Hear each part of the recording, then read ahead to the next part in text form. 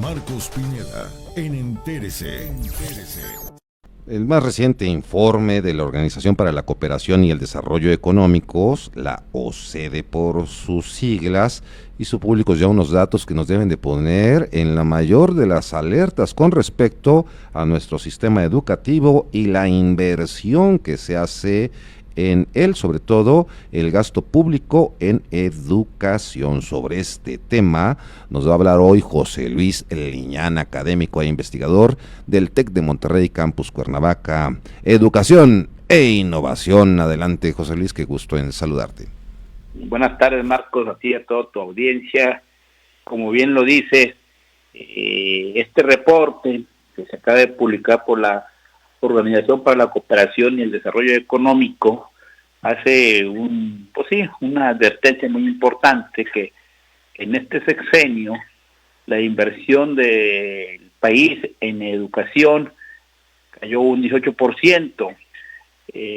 Pongo el contexto: si en un país promedio de la OCDE el gobierno o los gobiernos gastan alrededor del 5% en promedio, México anda en el 4.2%.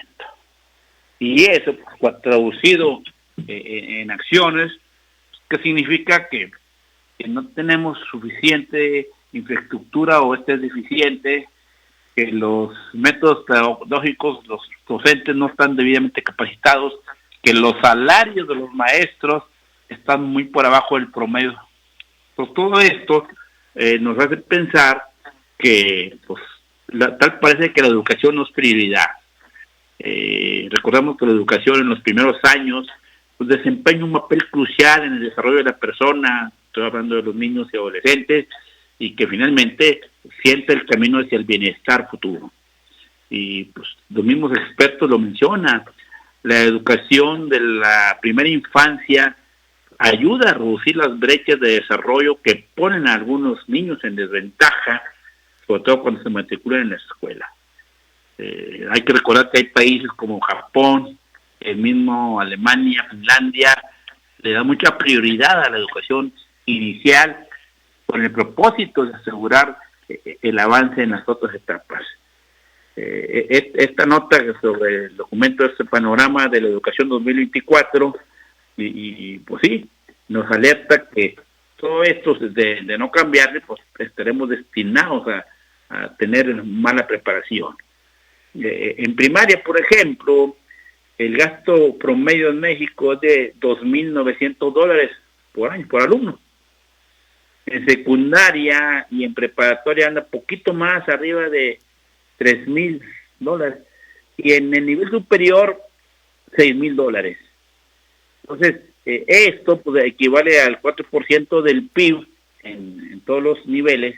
Y como bien lo decía, en promedio el resto de los países gasta el 5%. Entonces, esto nos dice que la tendencia pues, no es la adecuada. Debemos asegurar que estas inversiones tendrían que ir a la alza.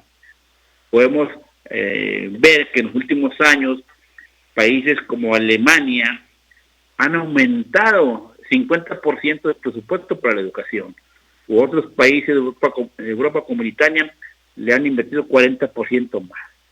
Entonces, de alguna manera es de llamar la atención, porque ¿qué pasa en 10 años más, etcétera? Pues no va a haber suficiente calidad en los talentos y que pudiera responder a necesidades propias del mercado que va a existir para aquella ocasión. Si yo me aboco al otro sector estratégico, que es el magisterio, pues también hay una brecha en cuanto a los salarios se refiere.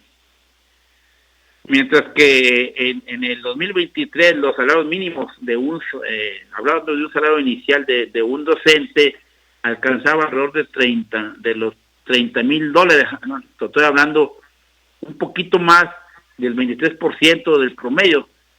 En el caso de nuestro país, seguimos nuevamente abajo del promedio. Y los maestros, ese es el salario. Y en cuanto a las horas invertidas, pues sí, pareciera ser que nuestros maestros invierten 988 horas de clase, cuando el promedio en la OCDE es 706, un poquito al revés este asunto, ¿no? Y si yo hablo de los grupos que se atienden, mientras que en la OCDE, en aquellos países, se les plantean, hay 14 estudiantes por maestros en la primaria, hay 13 estudiantes en secundaria y hay 13 en medio superior. En México estas cifras casi lo doblan. Hay 24, es el tamaño promedio de los grupos en primaria, 30 es el tamaño de los grupos en secundaria y 22 en la media superior. Yo sí creo que es de llamar la atención, hacer una estrategia con proyectos bien enfocados hacia lo que debe ser el apoyo a los docentes para hacer su mejor labor, equilibrar a lo mejor inclusive hasta sus salarios, pero sobre todo equiparlos con un conjunto de herramientas. Me refiero a métodos novedosos de enseñanza apoyados con tecnología para que incida de manera directa en la preparación de los estudiantes.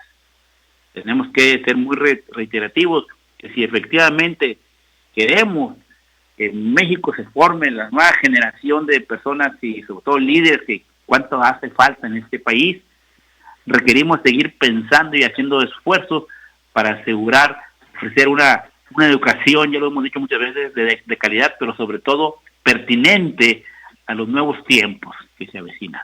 Ese es mi comentario, Marcos. Muchas gracias. Gracias, José Luis Liñán, académico e investigador del Instituto Tecnológico de Estudios Monteriores de Monterrey Campus Cuernavaca.